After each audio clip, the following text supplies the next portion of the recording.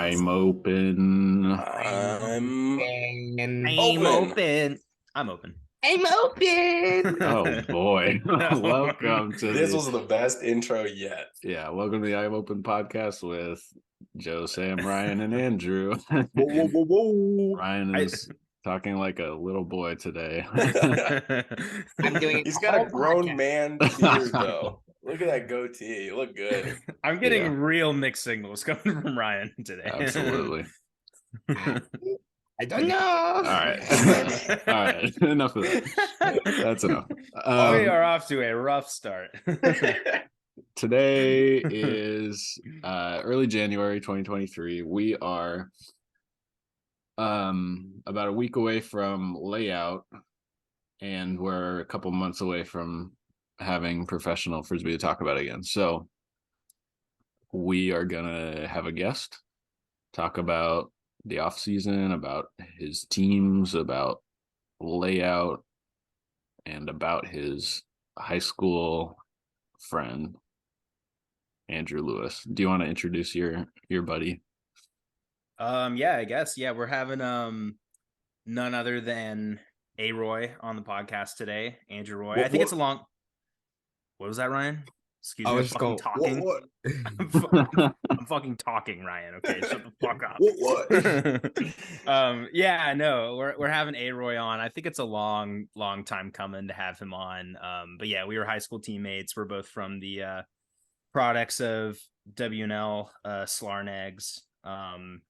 And I think it's funny how we came out of like really similar programs, you know, like same high school, same YCC team, like, and he's playing in the AUDL and I'm sitting here. So I think that definitely speaks to his work ethic, and I'm really excited to have you guys meet him and you know, pick his brain. And I think he's going to be an excellent podcast guest. I'm super stoked to have him on.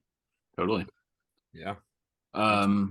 Yeah, before we have him though, we got to take a dump. We got to dump. It's dump time. We've got some news to break during this dump. Yeah. Can we get first, look at my I made a little background. That's look beautiful. Pretty. Oh, that looks really nice. Thank you. I was gonna say, can we have a big fart sound effect every time we do our the dump? Yeah. I think prerequisite for whatever editing software we get is that they have a fart noise. Yeah. Definitely. yes. Some An behind array of fart noises. We need multiple. Yeah. From some behind the scenes for all our fans out there, we're currently looking at some different softwares to kind of take our podcast game to the next level. So watch out for that. If you got any good recs, let us know in the comments. I don't really want to be a sellout. I think we could make the fart noise system in-house. I think so too. Okay. Oh yeah, I think we got a lot of I think we can make that in-house. If you know what I mean. All right, time for some links. Some links.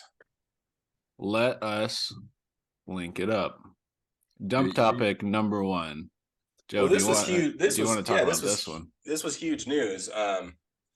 None other than Carl Crawford has signed with the Boston Glory to play next year. He will be a rookie next year. He did not play previously. He took UVM to, I believe, its first nationals last year, and is returning for his, I think, final year at UVM next year. He also plays tire biz for club, and you know, he was offered a spot on the Glory. And you know, the Glory's offer was better than any other team, and so he ended up landing there. And I think it's just a huge get for the Glory, honestly. Crawford obviously was one of the, you know, largest prospects out there who wasn't playing in the AUDL, and kind of was starting to look towards maybe going from club to emphasizing more AUDL. And so no, I think this is great for the Glory. Hopefully Carl will play in some away games, but yeah, no, great news all around. Yeah. What does that say if he does play in away games? Like, what is that? I mean, you know, it says rookie of the year. He's absolutely in my mind, the 2023 rookie of the year favorite. I do think if he doesn't play in away games. If he looks at some of the higher ups on the team who are not playing in away games, and he's like, oh, that's a good idea. It might hurt his chances, as we saw Everest Shapiro with some fantastic stats, but an injury, fewer games, didn't win Rookie of the Year. I think that's the only thing that would really hurt his chances. So playing every game, it would be great for the guy, for Boston too. Huge. Totally. Look at that calf. Dude, I can't stop I staring. know. Oh my god. Yeah. Yeah, that's that, legit. That says legit calf. everything you need to know. All right, link 2. Who's this Powell guy? Well, saying goodbye to Chicago. This was also big news. Yeah, great A graphic. nice post from him. Yeah, really pretty graphic. You think Daniel Cohen made it? Oh yeah, Definitely. for sure. Absolutely. Scroll down. Does he give him credit? Probably not. He does at somebody though. Oh, Huh? no, somebody else. Oh. Good job, Ryland. Nice. I'm very Sweet. impressed. Good. Yeah, so we'll see where that So we'll see man where he ends up. yep. We have no idea where he ends up. Speaking of Chicago, captain announcement, Sam Kaminsky. Ooh. Friend of the pod. Friend of the pod. Many are saying future friend of the pod, Sam Kaminsky. Excited for that. He's one of the most eccentric celebrators, I think, that I've seen. There was also fucking sky people. Yeah, that play where he skied 2 dudes, Yep. I think, against the Summit. Yeah, the I saw semi. that. So I saw that play from 10 feet away. And at the time I was there on the sideline and I was a huge Summit fan. And I was like so upset because he literally just roofed 2 guys and then he runs off with the hand like too small. Yeah, a he super big grin. And I was like, oh, he just owned us. And there's nothing you could do. It was just a great play. went hard on Nice. that celebration. Next big announcement, this was today, right? Jeff Wodach. Was it today? Back. No, I think this yesterday. was- yeah, because the Breeze were like, "Who's ready for some announcements?" Yeah. And I honestly was expecting a much different announcement, but still a great thing to see from the Breeze. Yeah, good to see some consistency. Yeah, check out that thread. There's a couple messages on that. I'm not saying we should check it out. I'm just saying, listeners, Yeah, check it out. Maybe you could get your own Twitter account. All right. Last league-wide news, I believe. Houston has their coach and their GM, which Nice. yeah, they chose one of the Eurostars players, which is pretty sick. They also chose the name Havoc, which was not one of our options, which was a little weird. Yeah. Yeah, kind of a bummer they didn't go with one of ours. Is it normal to have a coach and GM at the same time? That seems like a lot. We were talking about that before. Yeah, me and Joe were talking about that. Yeah. That sounds like a lot. I was thinking like having a coach and a GM and an owner all at the same time seems like too many people. But I don't know. I just don't really understand what a GM does. Like, I understand right now they don't have a team, so having a GM is like important, but it also feels like something the owner could do. Like during this season, you're not like really signing new players, you're not making trades. I don't really get what a GM does. I think they do a lot of stuff with coordinating the travel and hotels. And you don't think the owners? I guess that makes sense. No, I think the GM, like, I'm sure the funding comes from up top, but I think the GM's responsible for like making the whole thing, all the operational kind of shit. tick. Yeah. I think they do a ton of behind the scenes stuff. So to me, at least I'm talking with Everest. I think he told me a little bit about that makes sense. Aviators GM, but we could ask friend of the pod Matt Stevens what he does. That's true. Well, I think the Stevens own and GM. Stevens do everything. Yeah, I think they do everything. Yeah, except coach. Yeah. I guess it's just like if the owner doesn't want to do all the shit, they just get someone to be GM to do it. Yeah. I guess, yeah. Cool. Well, that's cool. We did have a couple other things that weren't linked. But if you want to finish link first, you can. Okay, yeah. So I found this. Wow. And I thought it was great. Where This does dog, the frisbee come in? Oh shit! Here we go. yeah, look at that. That dog got You see up. that catch? Yeah. All it does is another catch. You can keep watching this video, but the next video is much through better. the legs though. Through the legs. Yeah. Nice. The second snag is pretty nice. Oh, You went and Right? got that. So That was notice that really- was that was a Michigan halftime show. Yeah. And then not one day later, or maybe one day earlier, is a Michigan State halftime show where they're playing Ultimate. Oh, that's a travel. No. That's a travel. Okay, but like, Yeah. can we talk? Was that clean or was this a strip?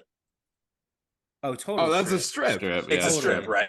That's There's 100% no way. strip. There's no way that dog should have that disc. No, and it's a it's- travel. strip is Let's be travel. clear. Yeah. There's a lot Yeah. of fouls going on. That the black dog deserves the disc there Oh. under no circumstances. That black dog caught it clean, and then the other dog A came nice in, catch, stripped, a and nice traveled catch. away. Yeah. And look how that retriever like initiates contact when that Yep. other Mhm. dog's coming down. Kind so that's of undercuts. Yeah, it gets I into could the watch landing this clip zone. a million times. Yeah. Yeah, that's kind of an unsafe play. I don't know. I really wish one Yeah. of those dogs took a shit on the floor. I'm sure it's happened before. You're playing with fire bringing that many dogs onto a Oh yeah. basketball court. All right. Well, that was links. That was link time with everyone.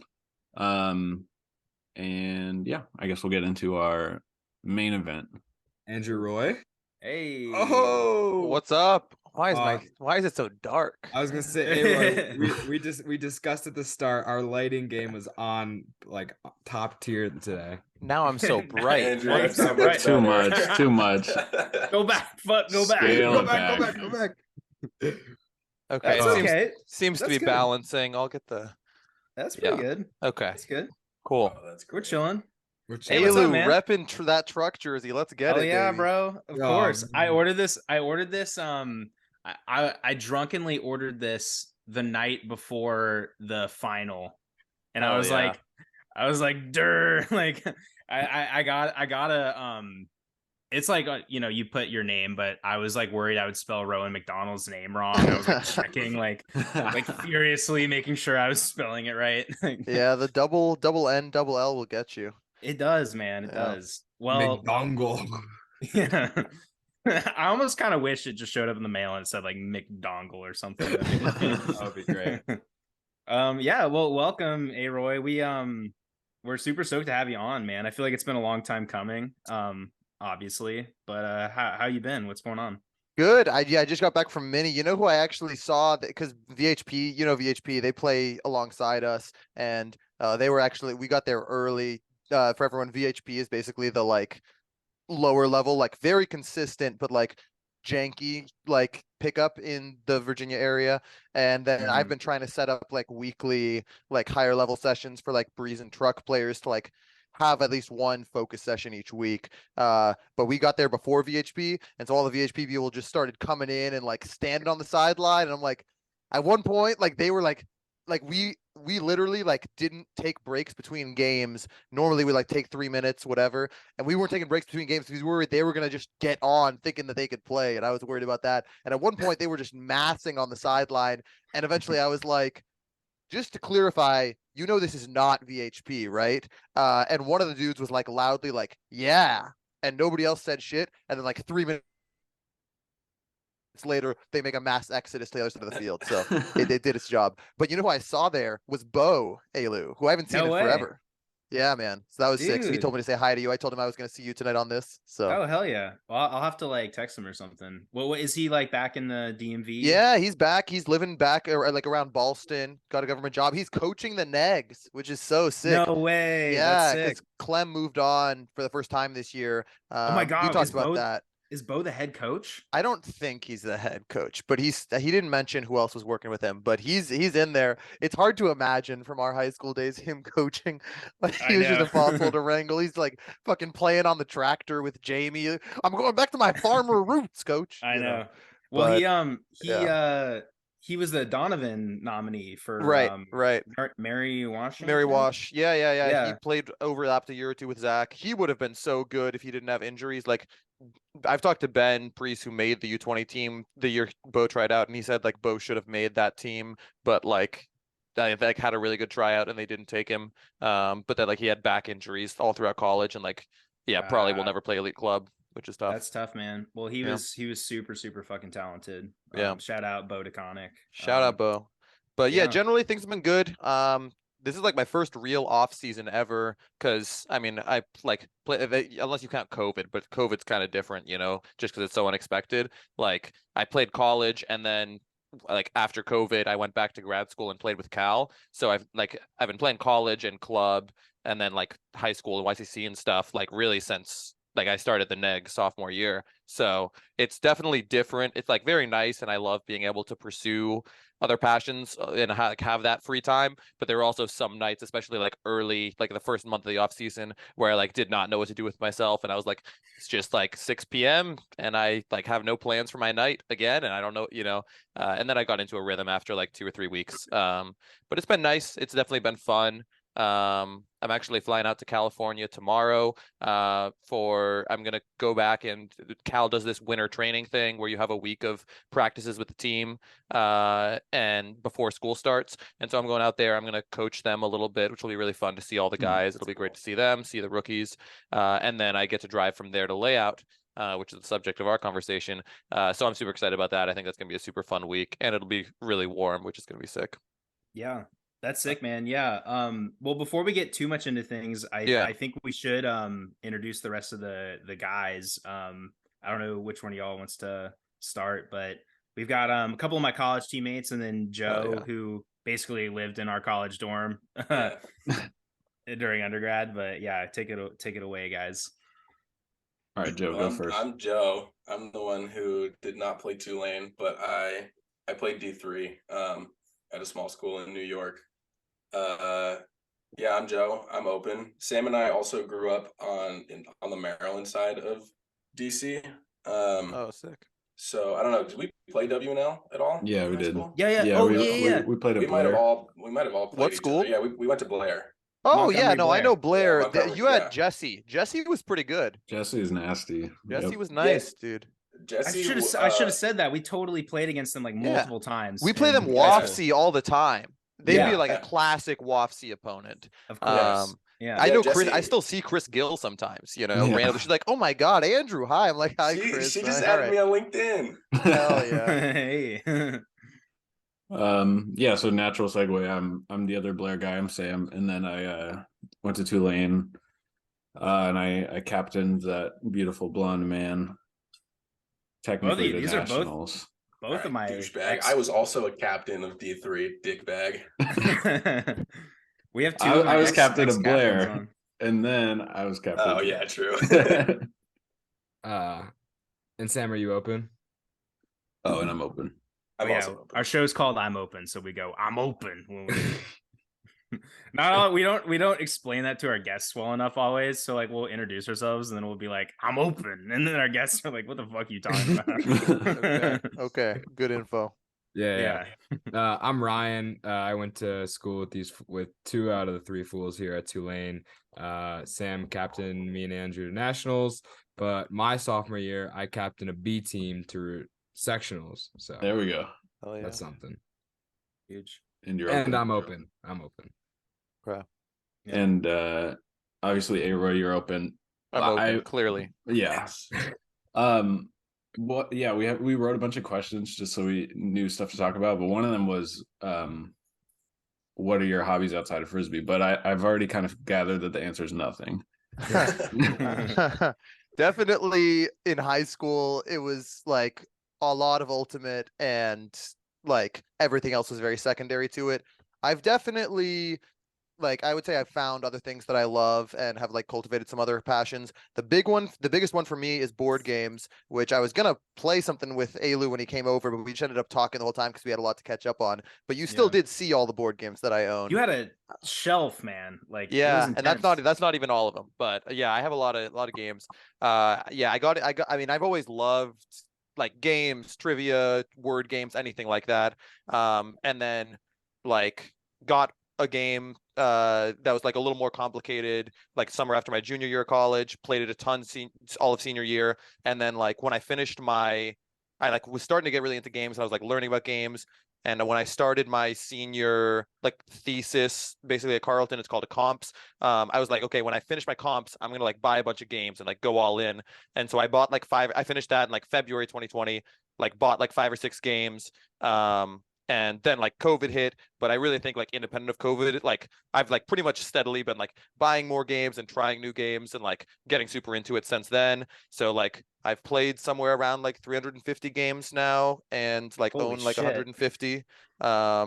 And during the pandemic, I also was like had the like somewhat haphazard like random idea of like it'd be fun if I designed my own game just like to see how it goes. And so I like had a couple of grandiose ideas. My first idea was like I want to make Ultimate into a board game, and so I had like a very high concept idea of what it could be, somewhat of a like card drafting deck builder where you're like creating your own college team, and so you'll draft like Oh, wow. you'll have like college stars from like Sick. all kinds of different teams, and you'll like pick one, and like based on how good they are they'll have certain stats and they'll cost a certain amount. So you're like you'll put together a team of like Trent Dillon from his Pitt years and Nutt from his UNC years and whatever, right? You put together this team, you put together an O-line deck and a D-line deck, and then each point you basically shuffle your O players, your D players, and like if it's an O point, you'll like draw 7 from your O, and then you like put them into positions. And so like based on who you draw, some of them will have like modifiers and stuff. Anyways, I don't want to get too into it. But so I tried to do this, and eventually I got to the point where I wanted to like create the cards, and I was like, I have no idea like how to develop this or like what to do.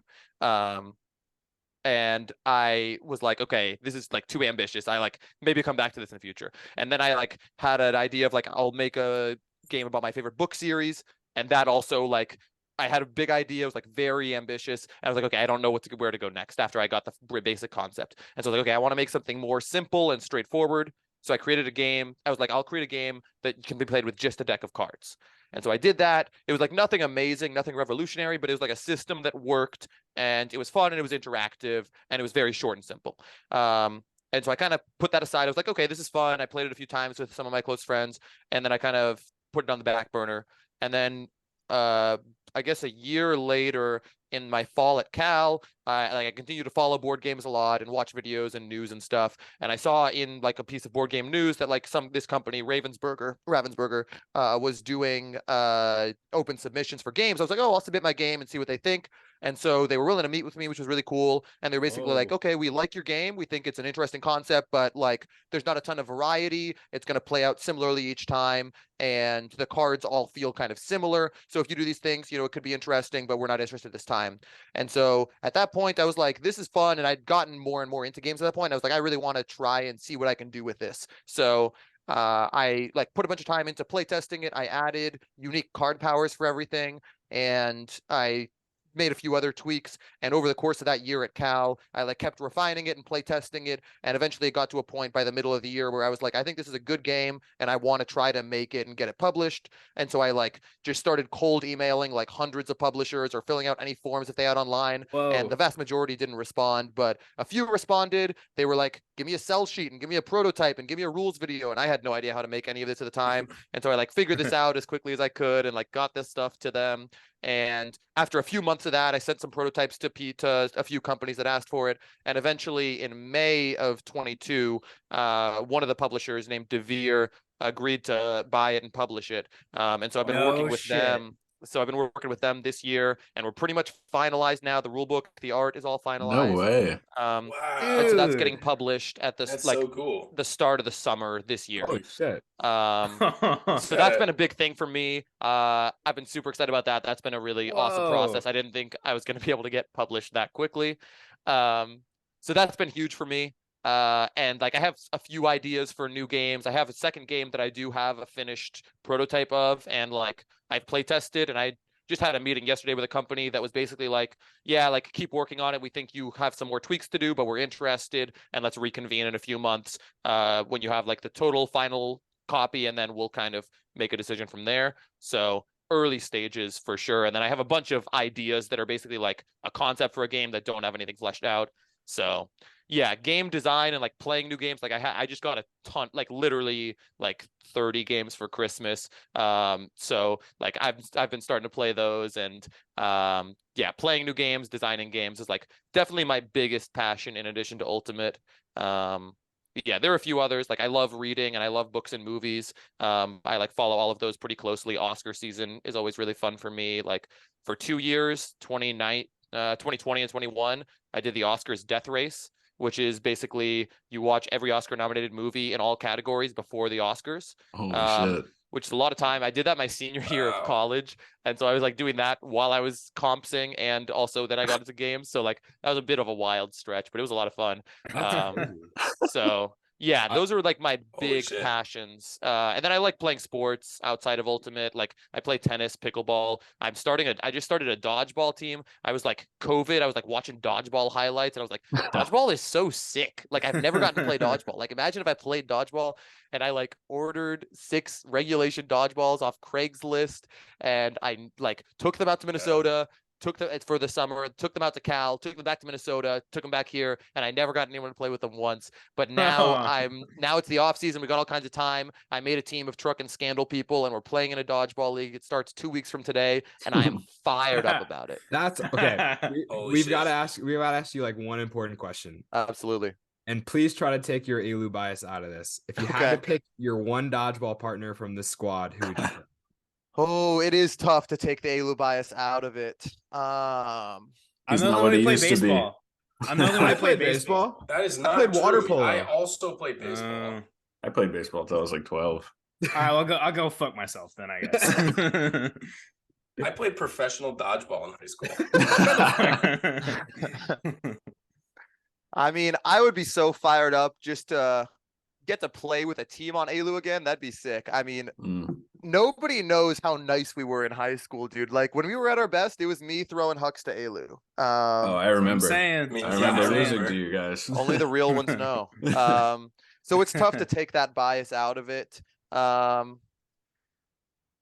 don't know. What about your second pick? Right. Obviously, because I'm the obvious pick.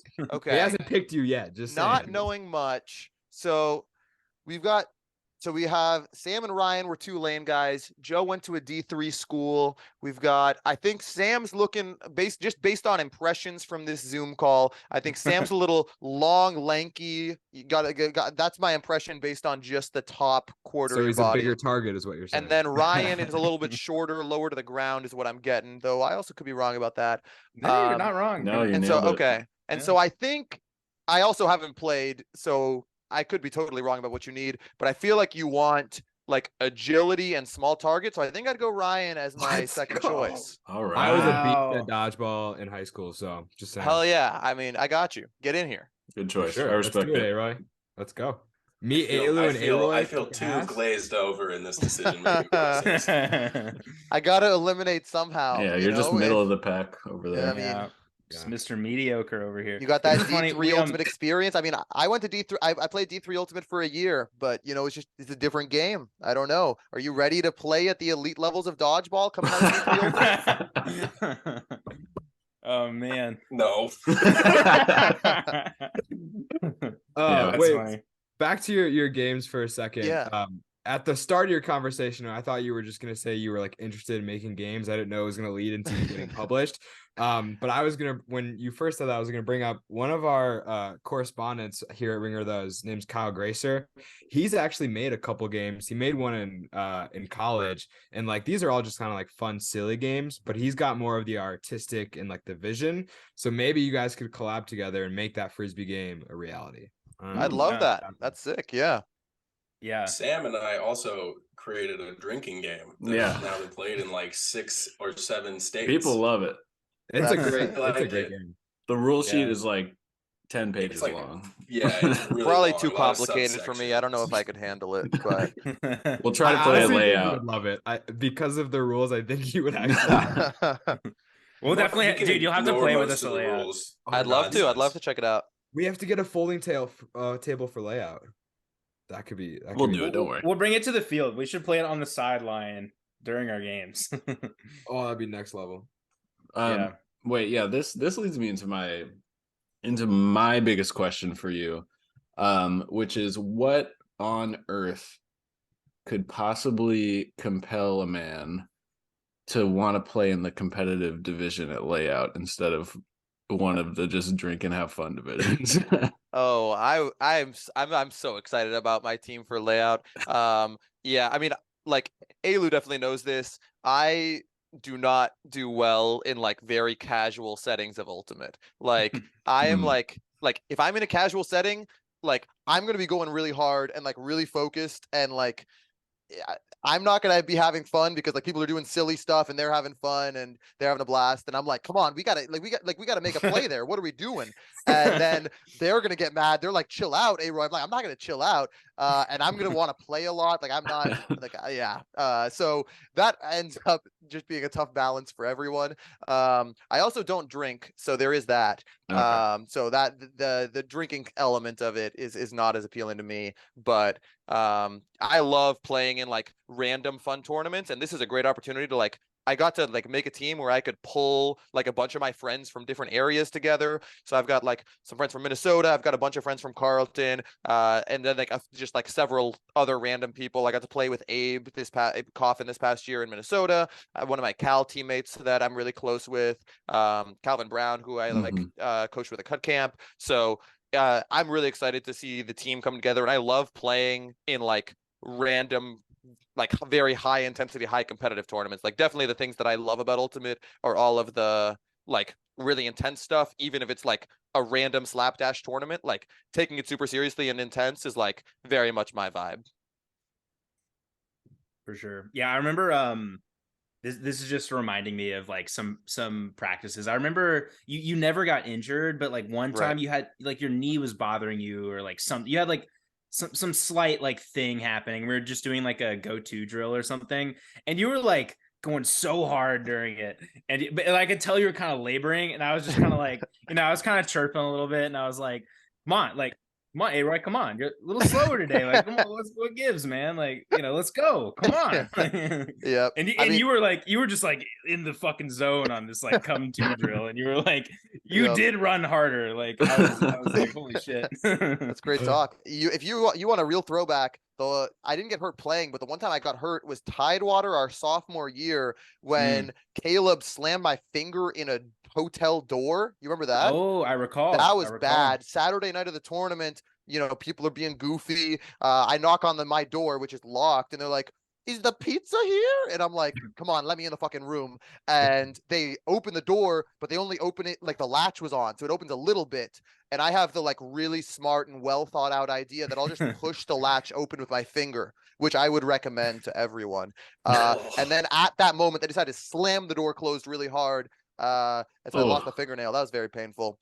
That was a real fiasco. And so I went to the hospital and they like gave me a cast and stuff. And Sunday of that tournament, I was like learning how to throw lefty. I was like, I could get in there like just a little bit, like just give me a few points, It was like me and like Griffin had his knee swollen up huge and he was also trying to play. And our coaches were like, you two need to chill out, get out of here. Yeah, like, nah, bro. You probably should have gotten some points in, to be honest. Like, I think it would have been fine. They could have held your own. That's like the opposite of Tulane. I felt like Sunday, like our last games when we were like out of the tournament, our best players are like, "Oh my knees, it's a little hurt. I gotta take it easy." Yeah, for sure.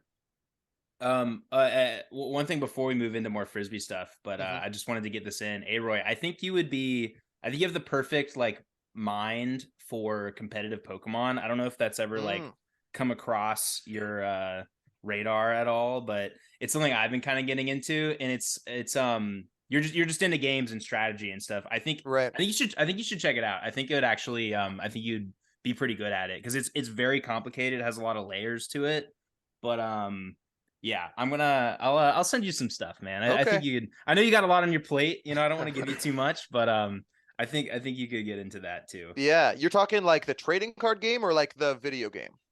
Well, honestly, like both, but I'm thinking specifically like VGC, like the competitive video game element, where it's just like the battling, and it's yeah. Anyway, I think it'd be interesting.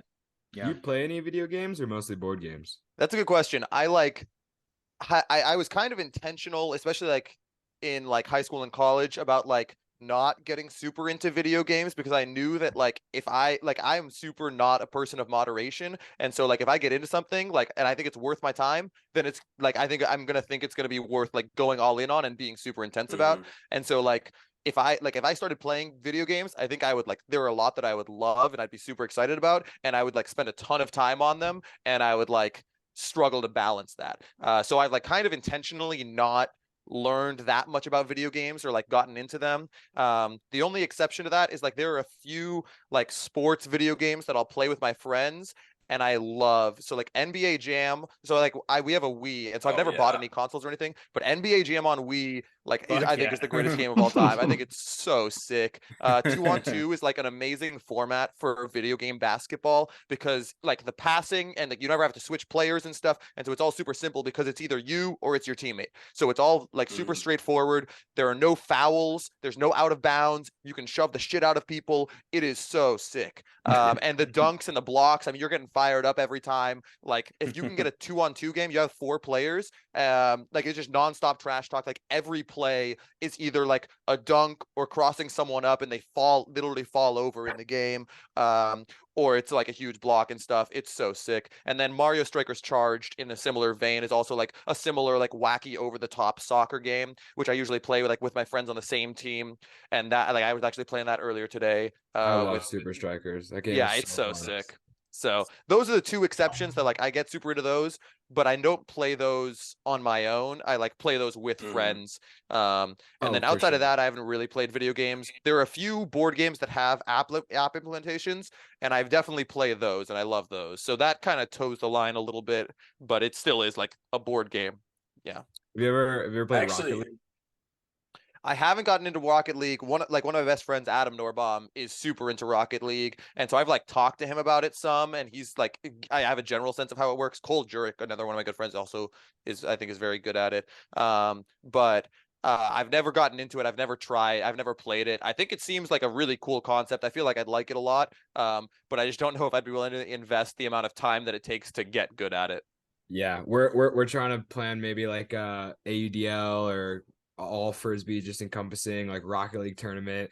Like get a bunch of names out there, like stream it on our channel or something. So us as a squad we've been playing a lot recently and try to get better so that when that tournament comes, we have a good showing. Hell yeah. That'd be sick.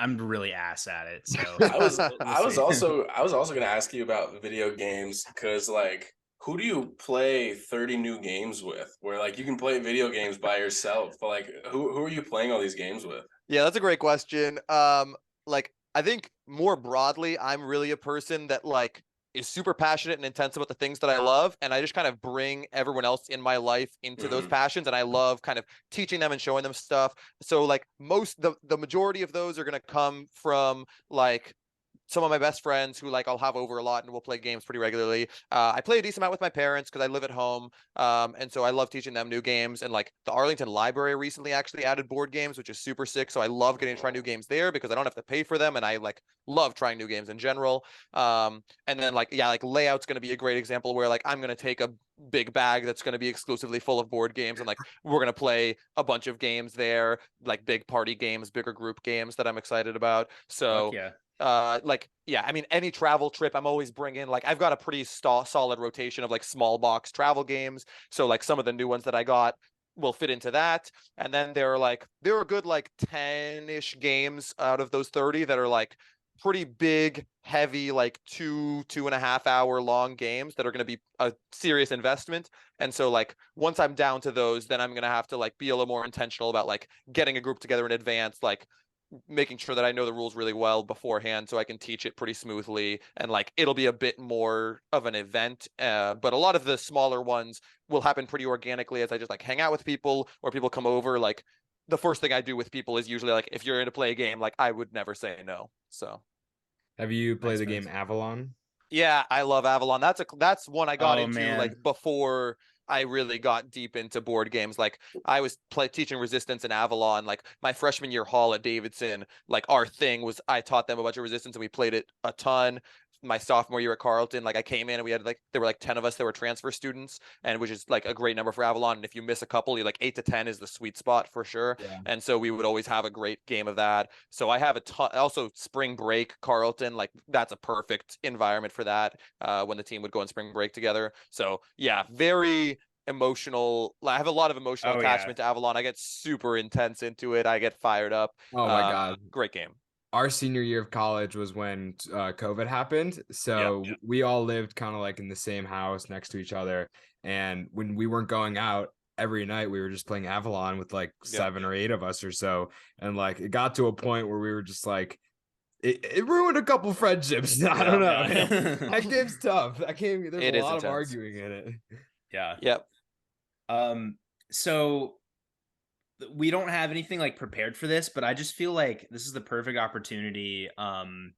While we have you on on the podcast, is there a play or just like a sequence from either club nationals or the AUDL season or just anything that like while we have you here, we could like pull up and you could kind of like break it down for us or like give us the context and like talk us through like something cool, because you've been a part of some like pretty crazy plays. You were at club nationals, like you guys beat Pony, like you were on the wind chill, and there was that like insane play against the mechanics that we pronounce it mechanics on this show. But like you were at that game too, right? Like I don't know, is there anything that comes to mind that like we could like pull it up and like you could just like talk us through it? I think that'd be super fucking cool. That's a great question. I would love to talk through any play I've been a part of this year. I don't know. Or something where you're like, that was nice, and I don't know if people know about that. I need to tell people about this. Like, that's a great question. Joe, you were gonna say something? I was gonna interject and say real quick before this, because it's gonna change the wording of many of the questions. Can we announce where you're playing next year? Or can we like? We don't have to. We don't. We can also cut this. Where you're? I've got lots of. I've got questions written down that are. I won't ask if the answer is no. We can't. I have no idea whether we can talk about it or not. I will say, off the record that. Play. Do we want to pull something? Is that too much, Sam? Or okay. Well, this whole time I've been trying to find a video. So I was looking at what I can access right now. So there's the Pro Champs Truck Pony, but did you play that game? Because I was clicking through it and I I did play, but Daryl like changed the rotation last minute, and so I did not play as much as in other games. Okay. So some of the Nationals games are on Vimeo. If you're not sure where to find them, it's like weird, and USAU is like not very clear about it, but all of those games are on their Vimeo account. Okay. So you can find like the semis and finals are definitely both on there against Pony and Bravo. Is there anything? Oh, this is good to know. This is Sam's pulling up those videos. I had a couple questions about club. Specifically, like, you know, I think a lot of people didn't think Bravo like really had a chance to win it all. In that, you know, championship game, like what did they do that like was just better than every other team? Because you guys were heavily favored coming into the tournament. You beat them that tournament. Too, so. Like what did they do in the championship? What did they do in their kind of like tournament run and in their last few games that just like made them like just walk by all the other teams? That's a great question. I mean, I don't think I wouldn't say they walked by. Like honestly, like their sockeye pre-quarter, they kind of should have lost that game. They were down 11-8 in that game, and they came back to win on Universe. Like sockeye could have easily won that game, and who knows what happens, you know, on that side of the bracket if that happens. But I mean, Bravo and like Bravo was also like 1-2 in pool play and lost to Goat. You know, like it was crazy. So I think Bravo like was gaining momentum all tournament, and I think things were really coming together. I mean, specific to our matchup, I do think they match up well with us because their style of defense is very contain driven. So they're running this FM that's all about rolling lanes and forcing kind of like horizontal motion for not a lot of gain and forcing the disc back into the reset into a small space. So like rather than like we like using really wide swings and like wide downfield breaks to attack, and then if the defense overcommits that side, then we can continue that with that wide motion to the other side. And so like that horizontal momentum will lead to the vertical momentum eventually. But because they're kind of playing this wide, focused on the arounds FM, and they'll often roll the lanes and then switch it. I think they played us well at the US Open as well. Like that, the championship at the US Open also went to Universe, and like they, I think, did a better job on us defensively than other teams that tournament. I don't think they did anything new or novel in the finals. I think it was honestly just like we had not played from behind all season. And like in that way, it kind of felt similar to my 2018 semi with Carleton, where we were like also heavily favored and like dominant all year. Like we literally lost 3 games all year, including that semi. And like yeah, we've had like hardly played in any close games all year. Like our closest win was by 4 points. So like it was like we were super dominant all year. We come in, we play Pitt. We had played Pitt before. We had beaten them 15-10 at Easterns, I'm pretty sure, 15-11. And we're like, oh, this is a great matchup for us. They're solid, but like we know we can beat them. And we felt the same way coming into the Bravo game, I think. Like they're a solid team. We have to respect them, but like we know them well. We've played them 4 times this year. This is our 5th game against them.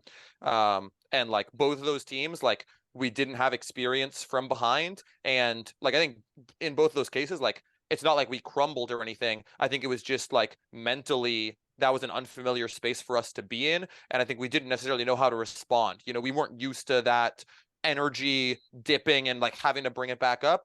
And I think that there was a bit of like doubt and like mental a challenge of mental fortitude there, that just because we hadn't been in that situation all year. Like really we hadn't gone down more than like 2 points. I can't remember us going down more than a couple points at any point during the year. So like they got a couple breaks early, and we like I think that was like just playing from behind was tough for us. I think our defense, like I just think we were a little shell shocked seeing our offense that had been so methodical and so dominant all year, like get broken a couple times. I think we didn't play a bad game, but I think they were super efficient. They were dialed in. Like they have a couple high variance players that played amazing games. Like Alex Atkins, like will have some really hot games and some really cold games, and he was exceptional in that final. I mean, he was playing great. He threw one inside backhand huck that was just a crazy throw. And he wasn't missing, you know, like we put pressure on him and like his elevator backhand like got him out a bunch of jams. Like he played great. A few other guys played great. Like Troy was right there on Quinn so many times, and like I think Quinn is so phenomenal. I think he played amazing in that finals and had like such a breakout year. Yeah, he's excellent. He, you know, played amazing. Like Cole Wallin had a really great game and like didn't try to do too much and was like a great facilitator for them. So I think like all of their dudes just like played a solid game. And I think the defense, like honestly, like after those first 2 breaks in the first half, I think we got like broken once at the end of the first half. And then I don't think we got broken the rest of the way. They were just like, they started out hot. Our D-line, they played great O-line defense too. Like we only got a few break chances, but we did get a few turns. And when we did, like our D-line offense, I think was struggling, and like I think they like did a really good job applying the clamps and being really intent on getting the disc back. And so I think we just felt that pressure of like seeing our offense struggle early, and then the D-line like not getting a ton of chances, and when we do, it's a little demoralizing to like miss it. Like we take a huck to Fred, who's super big and like was a huge player for us all year, and he doesn't come down with it. Like just seeing a couple of those plays not go our way, I think we were like just a little bit shell shocked and like didn't know how to react in terms of energy. So like I don't know. At the end of the day, like I think Bravo is a great team and they deserve to win that game. I don't think that they were like worlds ahead of other teams, or I don't think it was like they just had this you know, dominant run that nobody could stop them. Like yeah, Sockeye very much could have stopped them, and like honestly, yeah, I mean honestly their semi against Rhino was super ugly as well. Like that second half had a crazy number of turns. Like both teams had tons of chances, and Rhino just like was not punching anything in. So I definitely, yeah, I don't think they were like a team of destiny or anything, but I do think they had an amazing bracket run. They peaked at the right time. Like normally talk about peaking at the right time, like peaking at nationals, like at the end of the season, like they were peaking at the right time, like the second half of nationals. So Yeah. They got hot at the right Even time. within Yeah. the tournament, it Right. seemed like there was a shift. Yeah. Right. Yeah. Um, Do you think that's a good sign for the summit moving forward? Yeah, that's an interesting question. I mean, I'm curious about what Nut is doing if he's coming back. I imagine he probably is coming back for them, and they're probably going to have a pretty similar team to last year. I do think the Summit is a really solid team. I would love to get to play them at some point because obviously I've never seen them firsthand. I've just watched film on them. I think it's a good sign. I know that they are. I mean, I'm curious to see what the Bravo Summit split looks like because it was about half and half this year. And I know that there are a few players on Bravo that like are not coming back this year either because they're retiring or because they're moving to other places. No, not a ton of people, like most of their core is staying, but there are a few guys that are moving.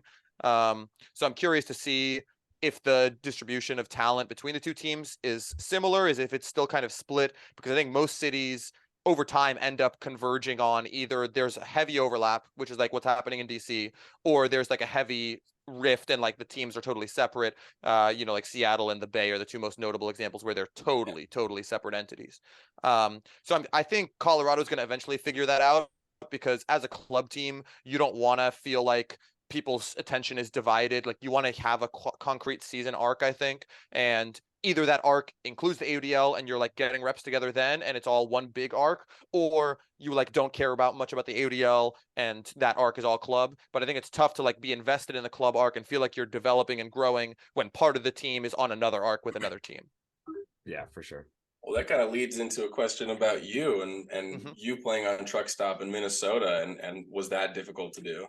Yeah, I was shocked by how easy it was. I mean, initially, like honestly, I didn't know how plausible it was going to be able to play both wind chill and truck. But truck had heavy overlap with the breeze, and so truck stuff wasn't really getting going until the tail end of the AUDL season, anyways.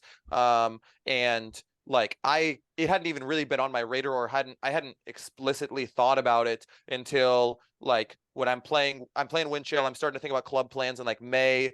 And like in our second game, the Dallas game, Nick Vogt tore his ACL, and like Vogt is one of my closest friends. Absolutely love him. Great teammate, he was a great captain. And like that, I think was the tipping point to like, I already knew we were like losing several players on Sub-Zero because I played on Sub-Zero the past 2 seasons. Like Charlie McCutcheon, Charles Weinberg, both very good friends of mine. And like we were losing them. Now we lose Vogt. And then Cole Jurek around this time also like got into PT school at George Washington, which is in DC.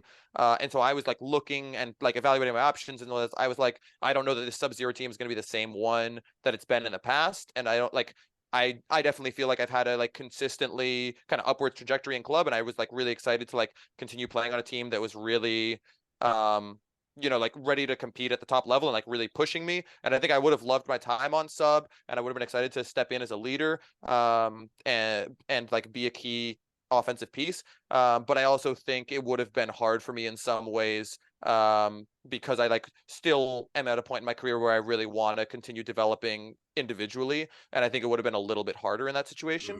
And so that's at that point I start thinking, I'm like, okay, what should I do? Like what other cities might be options, because I'm going to be in Minnesota for the first half of the summer so that I can get practices in with wind chill. I had already committed to that. And then when I heard Cole he was playing wind chill as well, and he was like, yeah, I'm playing wind chill and I'm planning to play truck. I'm just gonna like move for PT school in August. I was like, truck's gonna let you do that? That sounds sick. I'm in. So then I like literally that day, the day after our Dallas game, I was like at our hotel before my flight, and I called Alex Crew, the coach of truck, and I was like, hey, like playing truck would be my top choice this year. Like both of my best friends, Gus and Adam Norbaum, were on the team. I was like really wanted to play with them. That was super high priority for me because I haven't played on a team with Gus in several years, and like that was big for me.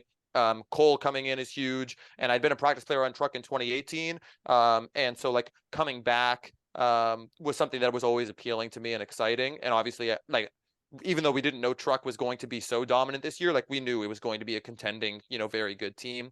And so that was like everything kind of fit together. And obviously my family is here. And so the logistics of coming back home is really easy. Whereas going to a new city, you have to figure that piece out as well in terms of logistics. So he was pretty open to it. He was like, yeah, we have tryouts like this coming weekend and in 2 weeks. And I was like, okay, in 2 weeks it's college nationals, so I can't make that.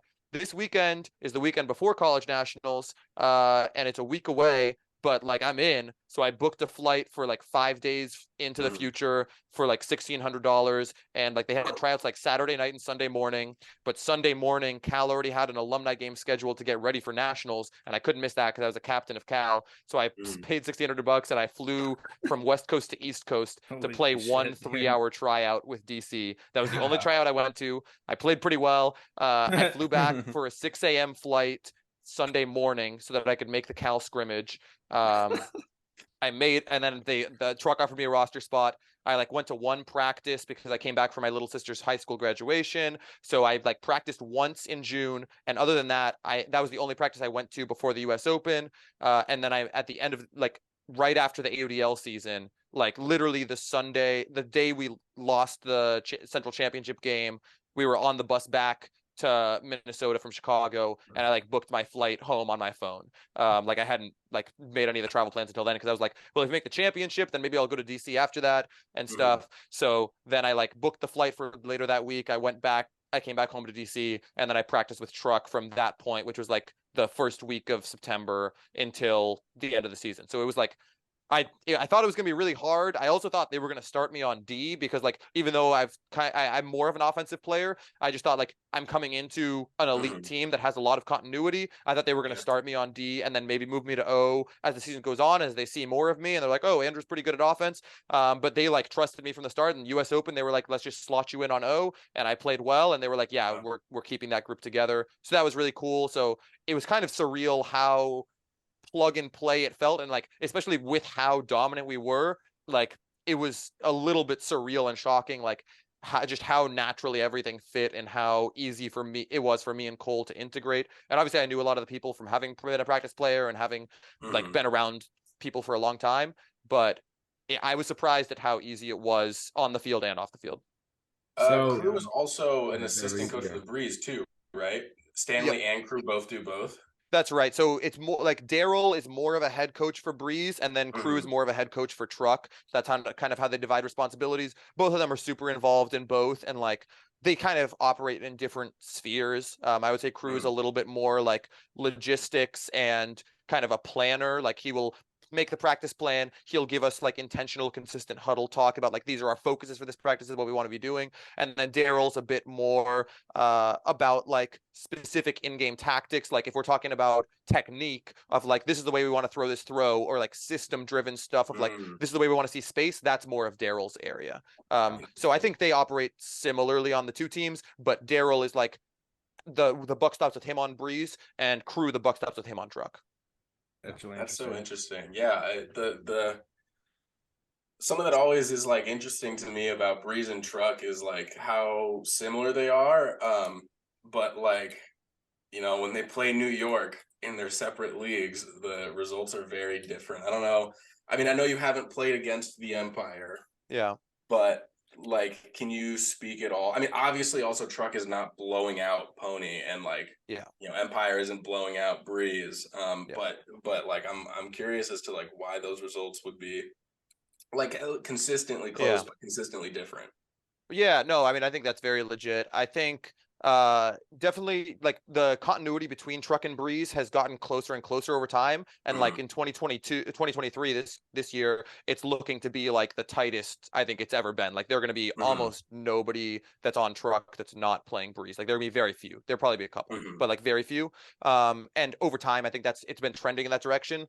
Historically I think there have been a few players who haven't played Breeze that have played Truck, and some of those have slowly come over. Like Tyler Monroe didn't play for a few years, Cranston didn't play for a few years, and like all of those are like Truck veterans, huge pieces of our team that have now come over and are now playing Breeze as well. So that's one element of it. The Empire is also definitely a different team. Like obviously adding like Jack and Ryan, like those are two of the best players in the world, and so like having that type of offensive talent is a huge difference maker. Also, honestly, for what it's worth, the fact that end of quarter exists, and like I think like Babbitt is worth so much in an ADL context because he's so dominant end of quarter. Like I think he's worth like a couple points a game on end of quarter alone. Like he's that dominant end of quarter. Yeah.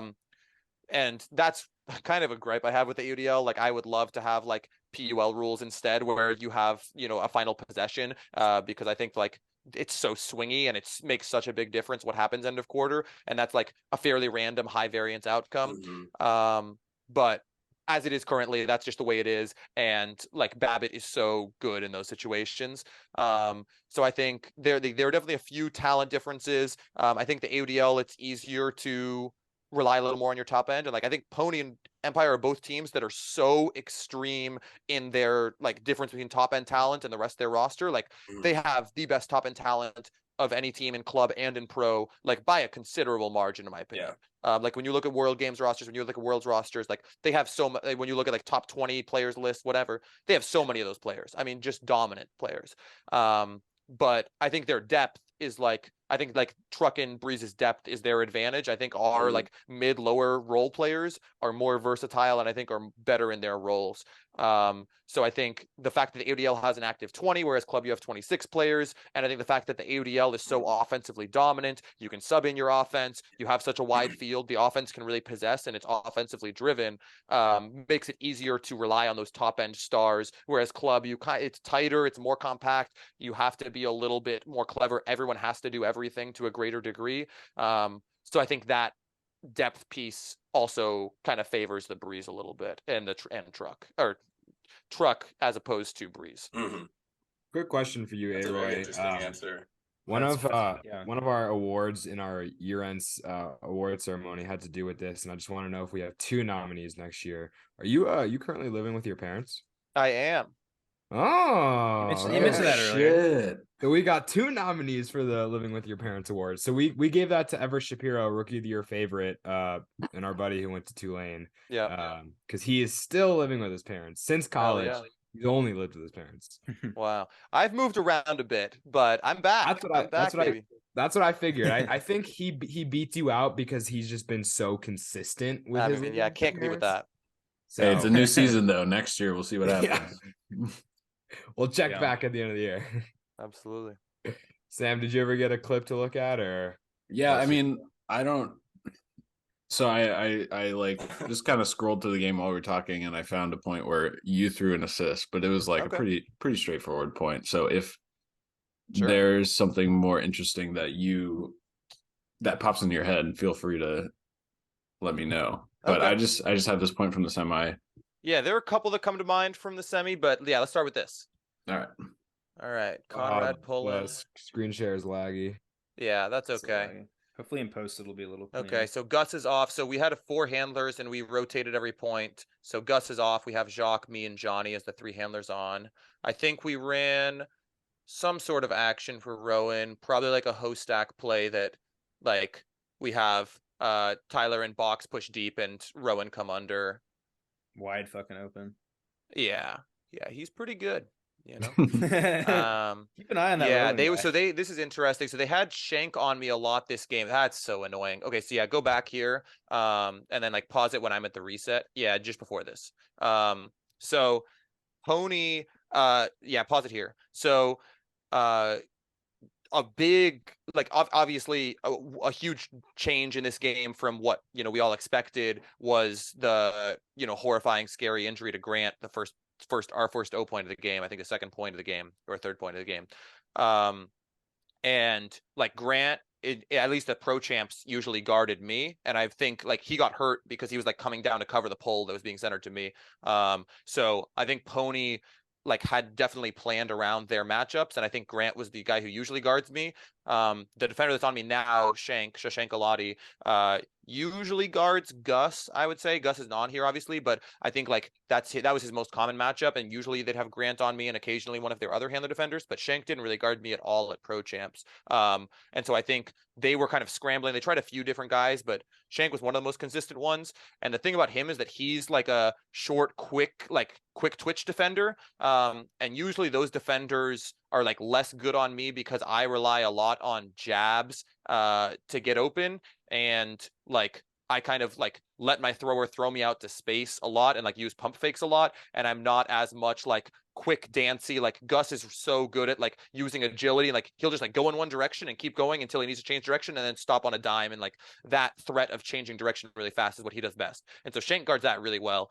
But I think he's not as good a matchup for me. And so you see here, he's like really trying to deny a rounds because if I can, my first choice is always to like jab upfield and get a nice easy round. I get the disc in the middle of the field. I can throw a breakthrough. Like that's really what I want. Like power position to throw a huck. Like I don't throw that many hucks. I will if it's open, but like that's not my game. And so he's playing super aggressive here. Like he's like maybe even a step back field of me there, which is pretty wild to do on the trap side. And so I'm kind of trying to walk him up and make myself as accessible as possible in the upline lane. Unfortunately, we have Tyler coming in like pretty shallow. And so I'm trying to set Shank up so that I can lull him to sleep and then go up line. But Tyler comes into the space and like clears around the disc, like stops right there. And so then I try to make that up line move, but we've got defenders in the way. JR's a smart defender. JR plays that lane. And so I don't end up getting open there. So that was just a note that I wanted to mention. So Tyler ends up getting it back. But like if he hadn't been in that space, I think I would have had a nice, easy up line. It would have been a ton of space. I could listen to you describe an entire game, I think. Yeah, I would love that. You think it would take so much detail on just like how to guard the This is so fascinating to hear from you. Yeah, and then here you have it again. Yeah, if you go back, I was a little indecisive there because Johnny caught that around and I wasn't sure whether to continue there or to open up space. But then again, I just make a little jab backfield and I can go up line and like he's playing me so tight that I have the advantage there. Rowan does a great job of getting open there. Conrad's playing pretty tight to him. I love the backhand give and go. Like anytime I throw a backhand open side, I always love that. And then this one, yeah, I threw to box and I was a little worried about it. I threw it without setting my right foot, which like I do end up doing that a lot, and I have the touch to get away with it usually, but it was a pretty tight window. And when I threw it, I was like, oh, that's a little high. That's like not an amazing spot. Box bailed me out so many times this year. He is such a great receiver to throw to. So like he goes up and gets it, and like I put it in front enough that like it's hard for the defender to close ground and jump at the same time. Like you kind of had to slow down into that jump. And so I think it was Kocher that was on him, like couldn't quite get there for it. But I was a little worried about it. I was like, my heart was definitely skipping a beat. I was like doing a little sympathy. I was like, come on, baby. And he made a play on it. So yeah, I was definitely glad about that. Can we do the last play of the game? Yeah. Were you on the field for that? Oh, I was on the field. Yep. Oh, can we? Yeah, can we talk about that? Daryl's all about like, oh yeah. Oh, go ahead. You're gonna say Daryl. Yeah, I was just gonna say Daryl like really operates under like this hot hands mentality where like he's like, we'll start with the basic rotation, but like in the second half, we're just gonna ride whoever has the hot hand. And so he felt like I had the hot hand, which he hasn't always thought that. But this game he thought I was playing well, and so he like was like, we want you playing most of the points towards the end of the game. That was a nice pull. Yeah. All right. So we have Johnny centering to me. Can we just talk about how crazy it is that little on me? You're the center handler right now, and like most pivotal point of the season thus far, and you're talking about how you're like barely making the tryout. Like, yeah, that's crazy. Yeah, practiced a month and a half or so. Yeah, so they're crossing over a lot of people. They got JR on Jacques, who are obviously college teammates. You've got Kocher on Box. You've got Sam Little on me, which is an interesting matchup. And like he doesn't cross over that much for them, but he makes sense as a matchup for me. So here, Box gets the disc. Oh, it jumped a little bit. Go back. So sure. There, Box got the disc, and I could tell Sam was like playing me a little bit upfield, and he seemed to not be reacting that much to like where I moved. So Box looked at me, and I basically wanted to like lull Sam to sleep, and I was just gonna keep walking him up here, and so he's still looking at me. Normally I'd make a move, and so now here's where I jab and go back field, and Box was about to throw that inside, but Johnny called for it because he was super poached and open, so he threw it. But I think like that inside also would have been a pretty easy hit for Box there. And then we got Johnny throwing a big huck. Yeah, to Cole, right. This was funny. So Cole and Yacht, obviously college teammates and like know each other well. And Cole will sometimes get a little feisty during games, get a little fired up. So he said something about like, you can't guard me. Come on. I think he got a blue card for that, but he was like, yeah, it was fucking worth it. Let's go. It was sick. Yeah, they've always had like a little rivalry about them, and like whenever sub would play pony, like they all know each other because obviously a lot of the sub dudes went to Minnesota and What is played that with cheer Yacht. you guys are doing? Oh, we're doing the quack. That's the Minnesota quack. Like that's also like a Wow. jab Oh at Yacht. wow. Yeah, yeah, That's some yeah. good trash talk. It's great trash talk. I love it. Yeah, Cole was fired up. He was like, "Yeah, T, keep talking shit. You can't fucking guard me." He was fired up. Yacht was like, Yacht didn't even say anything. He was just like, "All right, whatever, bro." But yeah, it was Because pretty funny. Yacht's also a trash talker. We've had him on the show a couple times, and he's Yeah. talked about That's a he's done it- dime ball. Yeah, that is a dime. Johnny's so fucking good. Hold on, go to Johnny's the last really point. good. Go to the last point. Yeah, so I think it goes to universe. Yeah, Ben Yacht was saying they were getting That guy. into That the do you Toronto guys know who that guy is? Oh no, we won 15-13. It didn't go to universe. Who? Wait, was that Case in the stands? Who is that guy? Case was in the stands. Yeah, this guy, he's okay. He's pretty good at throwing, I think, is kind of his thing. Okay. never We seen actually him before in we my made a life. documentary about him that's on our YouTube channel that we could share with you. Okay. Yeah, that sounds So, sick. all of our viewers out there, if you don't know who that guy is, the doc documentary is called "Who Is Jimmy Mickle?" One other thing that Daryl does is like late in games, he likes running out the same line that just scored. That's kind of like also the hot hands thing. So I think we probably have the same line here that was just on for the last O point. Okay. Is that guy's Case in the getting visor? into it. I think it Smack in was. the middle. Smack This in the middle guy? with the red jacket. Yeah, is that Case? Yep, that's Case. Oh, absolutely. Yeah, yeah, yeah. You recognize him anywhere. The vault was so sick. Vault Oh is sick. yeah. But they were like cheering so hard all tournament for us. Like that was awesome. That was They were so very cool to fun hear. to follow, just as like people following nationals in general. Yep. They were doing some Yeah. of the truck stop glory hole cheers, some OG shit. Everybody likes that. Nice. Yeah. All right, Conrad on the pull.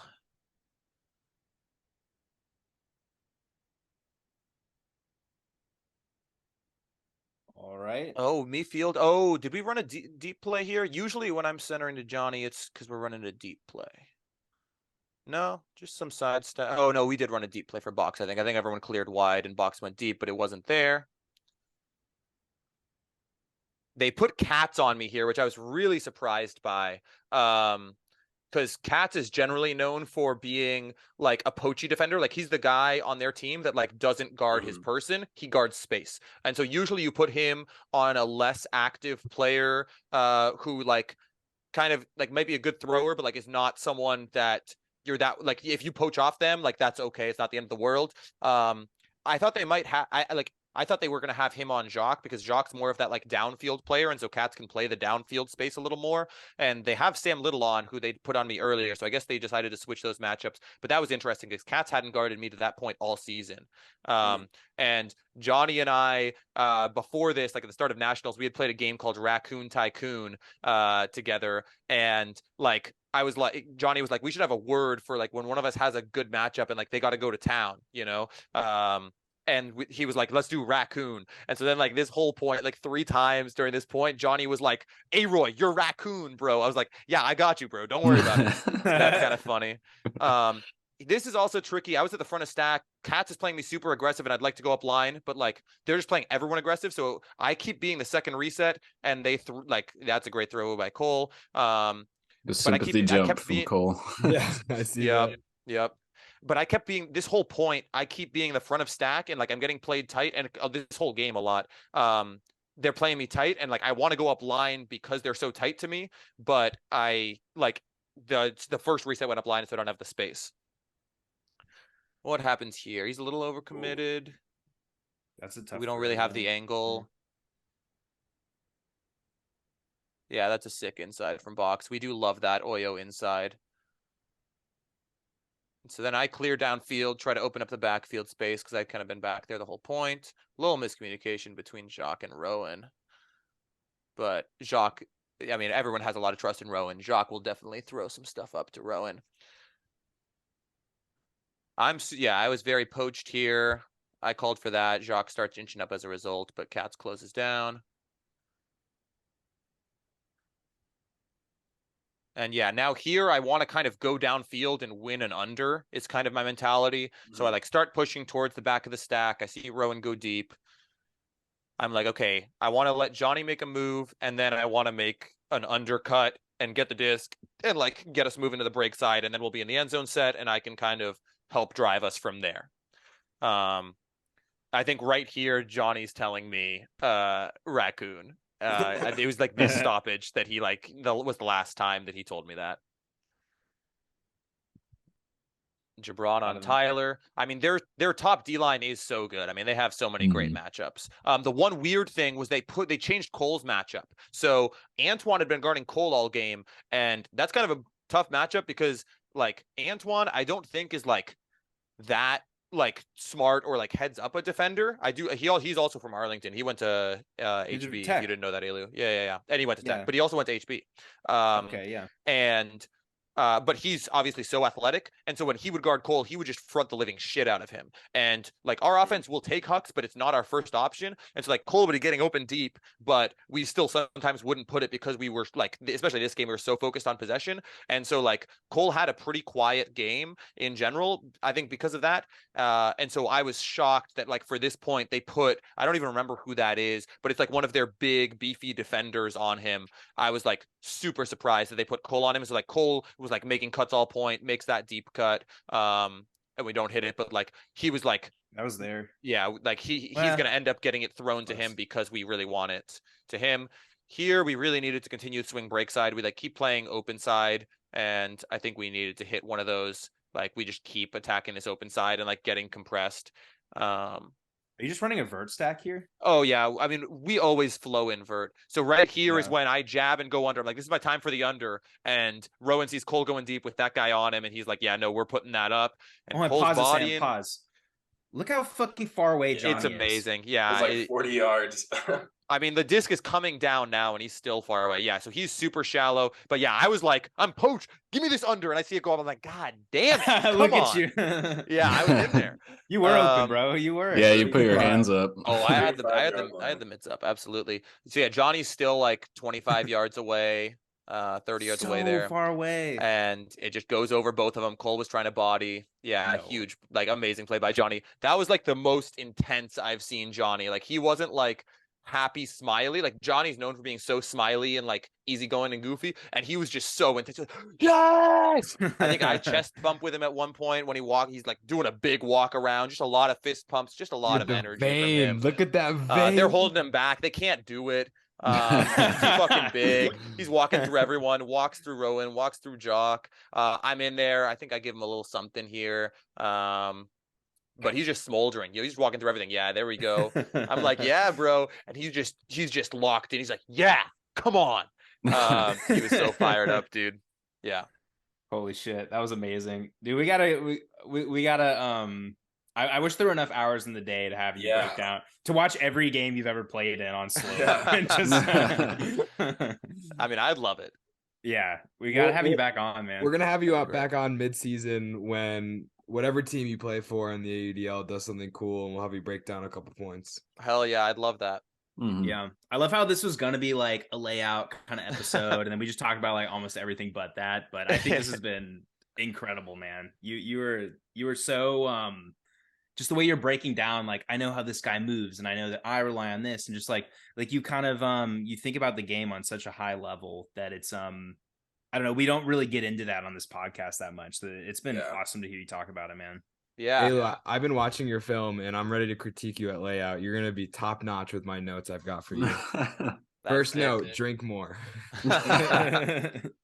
All right, I can tell that we're like trying to wrap this up, but I'm not gonna let you fucking jump my stats question before we end. I had a few stats questions, but I'll limit it to my most interesting one. Okay. 2021, you had 13 goals on 114 receiving yards total. Yeah. Which is fucking crazy. But I'm going to read you some stats from 6 of your games. You had 1 goal on negative 37 yards. You had another game of 1 goal on negative 37 yards. You had a game of 1 goal on negative 6 yards. You had a game of 2 goals on negative 27 yards. Not easy to do. You had 2 goals on 6 yards, and you had 3 goals on 4 yards. I mean, that's efficiency, right? Yeah, goals per yard. You That's killed that's it. 10 goals on negative 97 yards. How about that? Um, Turning nothing into something is what that is. Yeah, it is. yeah, that was crazy to me. I was looking at like anybody who had similar amount of yards and goals, and there was like nobody. Xavier Payne had like 14 on 200 yards, and after that it was like Gucho Hannes had like 500 yards and 16 goals. That was like it. Gucho Yeah. Hannes is our reaper there. He's the what he won our what award did we give him? The Underworld. Underworld Award. Yeah. Yeah. Yeah, you could But- you could go for that next year, Andrew. If you really put your mind to it, that's just Okay. most negative yards. You could Right. be in contention for think 2 so. awards. Live Yeah. at Let's home go. yards. Matt did have that one crazy game where he had like negative 200 receiving yards. Yeah. That was nuts. I've never done that. But no, that definitely happened a lot on Wind Chill because like I was like the most pure like stay-at-home handler, and like I was always like we had a bunch of good throwers. We actually had like a surplus of great offensive handlers, but I was the one that was like always the primary reset because all of like our other 3 main ones were Klain, Tony, and Will Brandt, and all of them are a bit more kind of static throwers. Like Klain is very much a static hucker. Tony's more of like a creative, like he's best at like opening up other people and like sees space super well and is a super unselfish teammate. And then if people poach off him, then he takes advantage and is super consistent. And then Will is like a handler that like can also go downfield, and like often he did because we had 4 handlers. But so he didn't really operate as a pure backfield player as much. And so like I'm very much the most traditional like if we throw the disc to a cutter, like we want me setting up as the reset, and we would like I pretty much always initiate to the break side, to the flat side. I love like that's where I want to operate. Like if I can just like get a reset, throw a break throw to the flat side under, I just want to do that over and over again. Like that's easy for me. And so when we get into that spot, especially in AODL, teams often play on top of me. And if I'm on that flat side, all I want to do is just like go to that flat sideline straight behind the thrower, catch it, and I use my momentum to either like throw it around before the mark sets or shimmy them. They overcommit and I can throw an easy inside. Like I think like that's maybe the single skill that I'm like best at in Ultimate is like catching that flat side reset with momentum to the sideline and manipulating my mark to throw it straight down the line. And so that leads to a bunch of negative throwing yards because I'm like catching a bunch of flat side resets like 5 to 10 yards behind the thrower. And anytime I'm poached off, like I pretty much always just like sit and get the disc back, and usually that's like in the middle of the field, like losing 5 yards. And when I'll drive up line sometimes, and like I don't even score that many goals, but like most of the goals that I score are going to be in the red zone. Like I don't really, especially for that team, I like never went downfield, and that's something I've added more. Like on truck this year, we had so many great throwers that like I needed to open up space and go downfield more often, and so like that's something I've added more, and I'm like continuing to work on. But especially for Wind Chill, I was like a pure stay-at-home handler, and I caught a ton of negative resets, so I just ended up with a bunch of negative yards. That's awesome. Yeah. Right on. Is there anything you're looking we don't want to get too into the weeds on what's gonna happen Yeah, in the we future, can but get a little into the weeds. I mean, whatever you want. What are you looking forward to, I guess, just moving forward? Yeah, Frisbee wise or otherwise. sure. I mean, yeah, like definitely concretely, like in the next week, I'm definitely really stoked about this California trip I'm about to go on. Like, yeah, I think it's gonna be so fun to see all the Cal dudes again, because that senior season, that grad school season for me was so rewarding, especially with like the way my Carleton career ended was like very dissatisfying. Like 2018 was my first year on the team because I transferred from Carleton, because I transferred from Davidson to Carleton. So like we had a good year. We went to semis. We were great, but I didn't have a huge role on the team because that was my first year on the team. And we also had like a historically talented team. I mean, that was an unbelievable group of talent. I mean, Eric Henry Saul senior year, Alex Olson was like a great college player, Tim Schock, and then our sophomore class of like Dylan, Ethan, Joe, and so on. So like crazy team. And then my junior year, we're like a top 5 team in the country for sure. We're like looking really good. And then we missed nationals because we had a crazy bad regionals, and like Stan and Joe were both hurt, and we just like didn't play well. And then my senior year, we're like looking good, and then COVID happens and it gets canceled. So then we're like, oh, we're running it back though. We got the fall season, and then we play 5 points, and then we have to like were removed from the tournament because of Yeah. COVID. So just like super dissatisfying series of events. And so to finally like have a satisfying college season that like had the arc that you expect and you kind of assume that a college season is going to have, and also to like really be like a captain of that team and like a leader that like really drove everything that we were doing on and off the field. Like I definitely like obviously I'm a very analytical mind, and I coach a lot as well, and I love kind of guiding a team and like helping establish systems and like leading to that consistency and like really running that efficiently. I love that. And so getting to like have that freedom still with enough framework and enough talent to like be a great team and be able to implement high level systems with kind of me as that offensive centerpiece was so rewarding for me. So like I feel like super emotionally connected to the team still, and I'm so excited to like see some of my like roommates and best friends from the time that I was there and see how the team has evolved. And like we're gonna do a little alumni scrimmage, and I'm excited to dunk on them a little bit and get to coach them during the week. It's gonna be so fun, and then layout's gonna be so sick. I don't think our team is going to be like a title contender. Like obviously the fact that USA is sending the mixed national beach team makes it a little tough. And there are a few other teams that are extremely talented. I mean, there's a team of U24 players from like 2019 that's like basically brought back a bunch of players. There's a team of like Portland and like Bay Area people that's super talented. There are a couple other teams that are solid. There's a bunch of Dragon people that I'm friends with that are bringing a team that are going to be solid. So I mean, our team is going to be very interesting. It's going to be super fun. Like, I love everyone on my team. And, like, I wanted a team that's, like, high level and, like, everyone can hang, but is also such a fun vibe. And I think it's going to be really great. We're not big. We have, like, unbelievable throwing talent, but we just are not big at all. Like, our 6 men are, like, me, Zach Norbaum, who are pure handlers, Calvin Brown, who's, like, an unbelievable thrower, but a very pure thrower, Evan Magsick, who went to Cal with me and is, like, a, like, short handler defender, like, not that short, but, like, handler defender, quick guy. Abe Coffin, who's unbelievable, but like 5'6".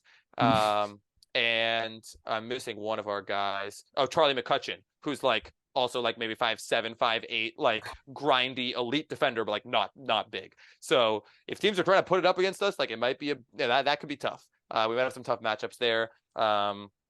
But like our team is going to be so fun. Like I'm so excited to just like hang out with them. Also, like some of us have beach experience and some of us don't. Like Calvin made the Beach Worlds team, for instance. And so like some of us have played beach a lot. And like that another side note of my ultimate career that Alew might remember is I'm a Portuguese dual citizen and I played with Portugal back in the day. 2016 Worlds, I played with them. In 2017 Beach Worlds, I played with them. So I have some beach experience with them.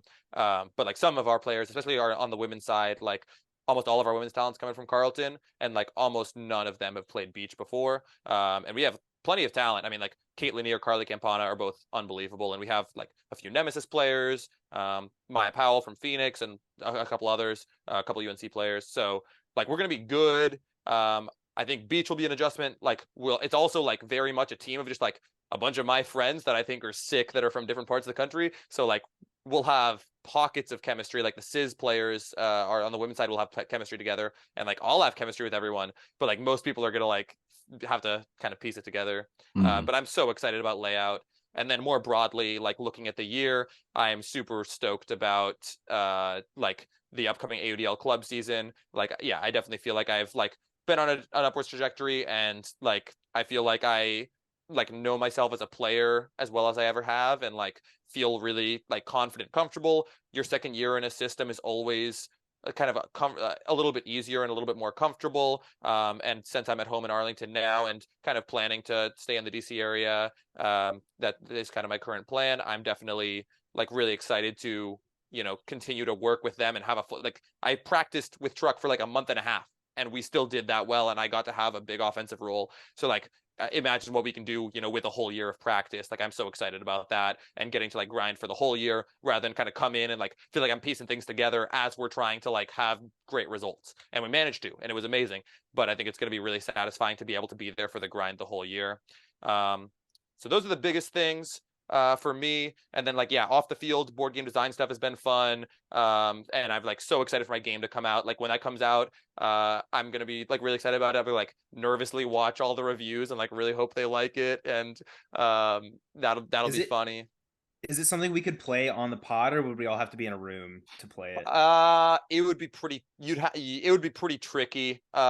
The game relies so if you know the game Hanabi, it uses an idea from that, but it's a competitive rather than cooperative game. But the basic idea that it's taking from that is that you have your hand of cards facing outwards rather than towards yourself. So like you all can see my hand, but I can't see my own hand of cards. And then it's like a negotiation kind of. You're making deals with players where I'll like ask you for a card and you'll say yes or no, trying to like deduce what I might be asking for, because you'll get to see your card at a few points in the game, your hand at a few points in the game, and I'll see what's in front of you. And based on that, you're like, oh, I might be asking for this because I wanted these types of cards and whatever. And so you'll say yes or no, and you're kind of making deals. So you'd have to like avoid the information challenge of like, I can't see my own hand. So I'd have to like hide my own video from myself or something. Interesting. But yeah, anyways, when it comes out, I mean, it's like a cheap, like it's gonna be like a $15 card game. Like it's a pure card game. There's nothing else in the box. Nice. So it'll, yeah, I mean, I'm definitely hoping to get it out wide, and like it should be pretty readily available. It's gonna go straight to retail. So hopefully like Amazon and other online retailers will have it. So I'm gonna be super stoked about that. Yeah. If you want to sponsor one of our podcasts, we can negotiate a deal. Hell yeah. We Nah, can man, talk I'm about buying. that. I'll buy your game full price, buddy. Don't Oh, even yeah. worry about it. No, I'm talking about like promoting it like as an advertisement on the podcast. Oh yeah. That's what I'm saying. Like I want to play it on the internet. Yeah. Maybe we could all like get together at some point. Yeah, and, if like, we meet play up for it. like an AUDL game or something, we'll break out a game of that. I guess it Oh, should yeah. be a. Well, I can't say that, I guess, but I mean, would- I'll teach you at layout if you want. Like, we'll be using playing cards and like some components from a prototype, because I have a prototype, but it's out of date because I kept changing the rules and iterating on it afterwards. But I can like I'll play the prototype with you at layout, and like it'll mostly be using playing cards, and it's like a little janky because you have to like remember a bunch of stuff, and like I have a little like handwritten sheet that's like, and these are the like special rules for this, and I'll like have my phone out with the rules and stuff. But I mean, I'm happy to do that. That'd be Yeah. fun, man. we'll give it a I had shot. a You final teach us question. that, and we'll teach you our drinking game. And Okay, yeah, hell Yeah, yeah. you can play with water on your end. Okay. I had a final question. I'm sure Yeah. other guys have stuff, but who in the Frisbee community do you think would make a great guest on our podcast? You've been awesome, by the way. The way you've just been answering questions with like energy and enthusiasm, like that's the perfect guest. So like along those lines, who do you think would be great? Yeah, that's a great question. The first person that comes to mind is just like the ultimate mind that I feel like I'm the most like in sync with, and that's Saul Yannick. Like I love Saul, like absolutely one of my closest friends from Carleton. He's definitely busier than me because he's in med school. But I'm sure that he could make the time, and like he's also a super smart analytical mind about Ultimate that is like very thoughtful, like watches a ton of film, knows players very well, and like has also like played on a lot of teams, has a ton of interesting, fun experiences. And I think he's also like he's pretty funny. One little sneaky fun fact about Saul is that he was in the Carleton Improv Comedy Club. So oh that. shit, I'm gonna Yeah. write Writing that that in my down. notes right I'm now. writing Yeah, that Yeah, down. put that write in there. that Put that down in there. too. You can ask him about it. No, we're not gonna ask him about it. We're just gonna be like, okay, Saul, now we're playing an improv. Yeah, we're gonna do bits. That'd be great. I would love to see that. We'll I'd be do so film excited. study and then an improv session. Hell yeah. So he's the first one that comes to mind. I mean, there are tons of friends that like I think would love to be on it. But he's the first one that comes to mind that I think would be really great. That's awesome. Cool. Yeah, we've kind of interacted with him on Twitter, and I think he was in a live stream with No, Siraj. yeah, I texted I got his number from Ryan Osgar, and I texted him like this was like a couple months ago. I was like, "Do you want to come on the pod right now?" Because we were in the middle of recording, and we were like, "Oh, we should see if we could get a guest. Like we have no one planned, but whatever." So then I texted him. He was like, "No, I'm studying for like a med school test or something." I Yeah. was like, "Okay, fair enough." Little last minute there on our part. Yeah. That's fair. So Yeah, we'll hit him up. We'll definitely have to get him on. Sick. Yeah, he'd be great. any Awesome. final questions from the rest of you boys? No, ARoy, you've been a fantastic guest. This was very, very interesting to hear. Thanks. Mhm. I'm really happy to be on. I mean, I like you could obviously tell from the length of my answers, but I love talking in general, and I especially love talking Ultimate. So yeah, I mean, it definitely. I'm always thrilled to get to talk Ultimate, and like getting to like talk about future stuff, getting to analyze past stuff. Like I love that. I'm always thinking about it, and so I definitely appreciate the opportunity. Yeah, technically you're a two-time guest. Yeah, that's facts. I've listened to the episode. I still can't believe you answered. I was like, oh my god, like. Oh, I was shocked at the out of the blue call. I was literally just like in my bed. It was 11:30, and I was just like watching a board game review that had come out that day, like winding down before bed. And I see Andrew Lewis pop up. I'm like, my boy! Oh my god!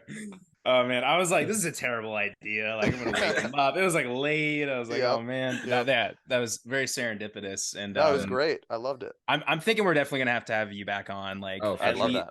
Definitely during the season, and we can talk about more stuff that's happening. And I'll give you all. I don't hold anything back. I'll give you all the inside scoops on like what was going on. So I'd love to be back. Beautiful. Love that, man. Love that. If I know you're not officially with any team, but if some rumors hold, I might see you at Breeze games because I'm a season ticket holder because I live here in DC, and they offered me a deal where I could get free pizza and free beer. So I am officially a season ticket holder, so I'll see you there. There you go. Yeah. If things continue. If things hold, I mean, we'll see what happens. We don't know. We don't know anything. If things do hold in this current location that I'm in, then that I'll see you there. Nice. All right. Beautiful. Cool. Well, I'm open. Yeah. Thanks for coming on. Yeah, that's all we got for you, man. Thanks for coming. We'll all right, awesome. I'll chat. I'm gonna send you some Pokemon shit too. Okay. Yeah.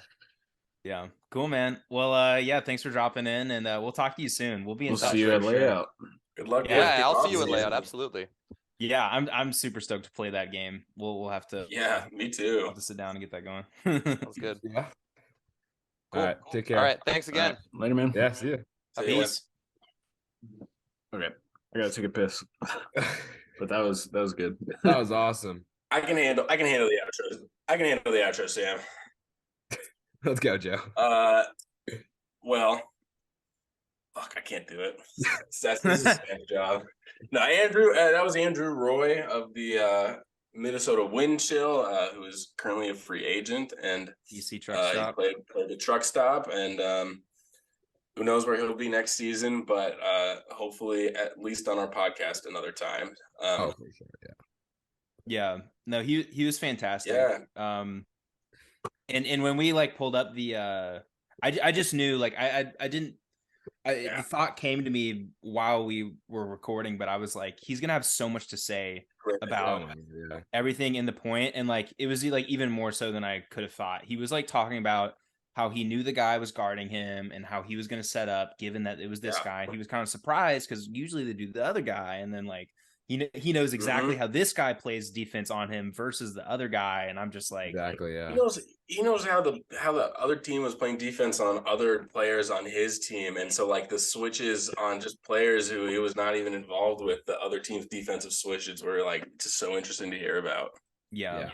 We should do that more often with more guests, like have a film of them playing and have them break it down, because that was my favorite part, was watching him break down just like all the little.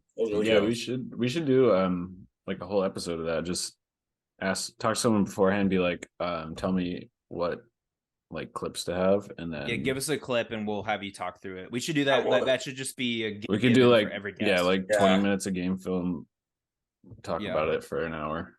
I think we should do a special episode with ARoy where he breaks down an entire game and we get drunk and just watch it. Yeah. It'll just be like, holy shit, dude. A 5-hour special. Look at that.